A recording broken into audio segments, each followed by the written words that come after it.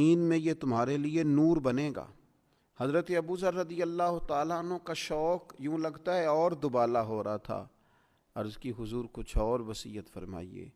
تو نبی پاک علیہ الصلاۃ والسلام نے فرمایا طویل خاموشی کو اختیار کرو، دیر تک چپ رہا کرو۔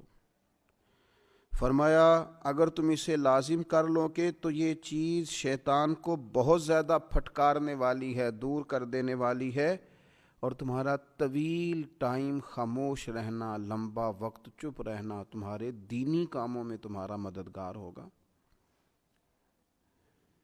حضرت ابو ذر غفاری رضی اللہ تعالیٰ عنہ نے عرض کی یا رسول اللہ کچھ اور فرمائیے۔ تو حضور نے فرمایا بہت زیادہ ہنسنے سے بچو، کیونکہ بہت زیادہ ہنسنا دل کو مردہ کر دیتا ہے اور چہرے کے نور کو